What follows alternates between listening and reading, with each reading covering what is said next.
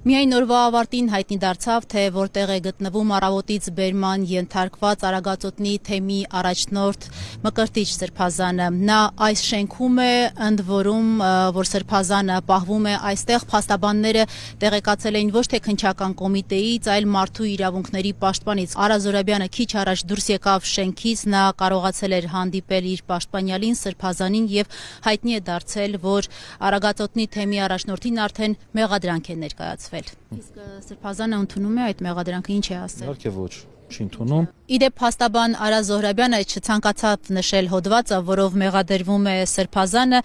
միայն ասաց, որ մեղադրանքը առնչվում է օրինական հավաքներին խոչընդոտելուն կամ հարկադրելուն եւ ընտրական իրավունքին խոչընդոտելուն, ընդ որում մեղադրանքի հիմքում ըստ փաստաբանի իրազեկ քաղաքացիների միավորման ղեկավար Դանիել Իոաննիսյանի հաղորդումն է հանցագործության մասին, բայց այս հաղորդումից բացի եւս մեկ այլ հաղորդում կա, որի հիման վրա էլ ըստ էության մեղադրանք է ներկայացվել, թե այդ հաղորդումը ով է ներկայացրել, փաստաբանը չցանկացավ նշել, միայն ասաց, որ քիչ հետո այստեղից կենտրոնի քննչական բաժնից Արագածոտնի թեմի առաջնորդին կտանեն արդեն դատարան խափանման միջոցը կալանքի հարցը որոշելու նպատակով։ Հաղորդումը Դանիել Իոաննիսյանը ներկայացրել, բայց ելի հանգամանքներ կան, որոնք ինձ թվում է ընթացքում կասեն։ Մեղադրանքը ինչի հիման վրա է։ Նաև իր հաղորդման, բայց ուրիշ հաղորդում էլ կա դրա համար հիմա այս բանը ամբողջությամբ չեն կասում։ Հիմա պետք է արդեն միջնորդություն ներկայացվի դատարան։ Որոշ քննչական գործողություն է կատարվում, այո, դրանից հետո իրենք պետք է կալանքի միջնորդություն ներկայացնեն դատարան։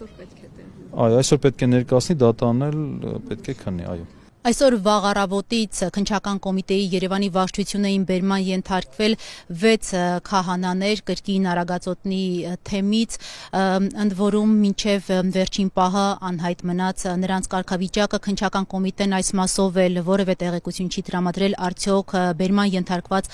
քահանաները ձերբակալված են, վկայի կարգավիճակ ունեն, թե նրանց նույնպես մեղադրանք է ներկայացվել, ինչպես որ Մկրտիչ Սրբազանի դեպքում։ Քննչական կոմիտեի Երևանի վարչություն բերման ենթարկված 6 հոգևորականներից մեկը Տեր Փարեն քահանան 7 ժամ անց դուրս եկավ շենքից եւ ազատության հետ կարճատև զրույցում փոխանցեց, որ իր հետ քննչական որևէ գործողություն չի իրականացվել։ Առավոտից բան չի եղել, նստած եմ եղել, ոչ մի բան։ Քննչական գործողություն չէ, նորմալ ամեն ինչ։ Իսկ այս մեղադրանքը խնդրում եմ էլի, չգիտեմ, խնդրում եմ էլի։ Եթե հարգում եք, հոգնած եմ, միտքս սրված է, ոչ մի բան չեմ կարող։ Ուղղակի ասեք դուք ազատ եք, թե նորից ներս եք մտնելու։ Չազատ եմ, տուն եմ գնում։ Վկայի կարգավիճակում։ Հա ոնց որ։ Նշեմ, որ ողջ օրվա ընթացքում վաղ առավոտից մինչև գրեթե օրվա ավարտը մի խումբ փաստաբաններ փորձում էին քննչական կոմիտեի Երևանի վարչությունում հանդիպել, տեսակցել իրենց պաշտպանյալների հետ, սակայն քննչական կոմիտեն այդպես էլ թույլ չտվեց։ Ամենածանր եւ նողկալի հանցագործություն կատարած անձը ունի պաշտպանության իրավունք։ Այս տարական իրավունքները հոգեվորականների դեպքում ուղղակի խախտվում են։ Ես չեմ կարծում, որ այս լկտիությունը, որը թույլ է տրվում քննչական մարմնի կողմից, ուղղակի սա լկտիություն է, ուրիշ բառով չեմ կարողանում բնութագրել։ Իդեպ քննչական կոմիտեից մեզ փոխանցեցին, որ այս գործընթացը տեղի է ունենում հանրահավաքներին հարկադիր մասնակցելու գործի վարույթի շրջանակներում եւ ինչպես պարզաբանեց փաստաբաններից Մարինե Ֆարմանյան տեղեկացրեց, որ փաստորեն խուզարկության որոշման մեջ են իրենք տեսել, որ ըստ էության վարույթ կա Տեր Արամ քահանայի հանրային հեռուստաընկերությանը տված հարցազրույցի շրջանակներում 2021 թվականի գրեթե բոլոր ցույցերին ընդդիմության ես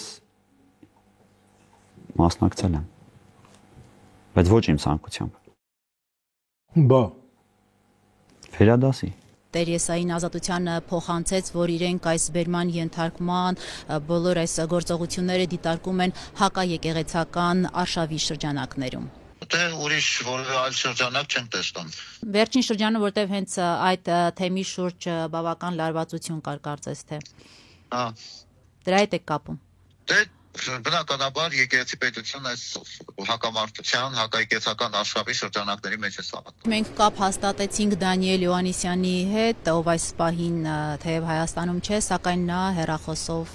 մեզ փոխանցեց, որ այո, մոտ 1 ամիս առաջ իրենք են հաղորդում ներկայացրել, մասնարապես Տեր Արամ Քահանայի հանրային հեռուստաընկերությանը տված հարցազրույցի շրջանակներում արված հայտարարության մասով, որտեղ նա խոսել էր 2021 թվականին հանրահավաքներին հարկադրաբար մասնակցելու մասին։ Մենք ցանկացած դեպքում, երբ որ իմանում ենք, որ կամ ինչ-որ հրապարակային տեղեկատվություն է հայտնվում, որ ինչ-որ մեկին պարտադրել են հանրահավաքի մասնակցել, կամ օրինակ վճարել են հանրահավաքի մասնակցելու համար, մենք այդ բոլոր դեպքերով միշտ ներկայացնում ենք հանցագործության մասին հաղորդում, եւ մեզ համար տարբերություն չկա, թե ով է դա անում, իշխանությունը, ընդդիմությունը, չգիտեմ, եկեղեցականները, աթեիստները, մեր համար որևիցե տարբերություն չկա։ Մենք միշտ հաղորդումները ներկայացրել ենք։ Պարոն Յոհաննիսյան, իսկ դուք ինչպես եք գնահատում այն պնդումները, որ այստեղ կան քաղաքական շարժառիթներ, օրինակ եկեղեցին տեսնում է, որ այս ամենը իրականացվում է իշխանության կողմից այդ հակաեկեղեցական արշավի շրջանակներում, եւ փաստորեն ստացվում է, որ դուք էլ մաս եք կազմում այդ արշավի։ Ես որևիցե արշավի մաս կամ մենք որևիցե արշավի մաս չենք կազմում,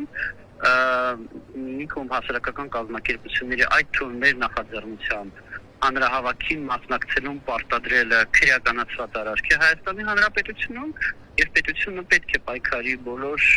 նման դրսևորումների դեմ։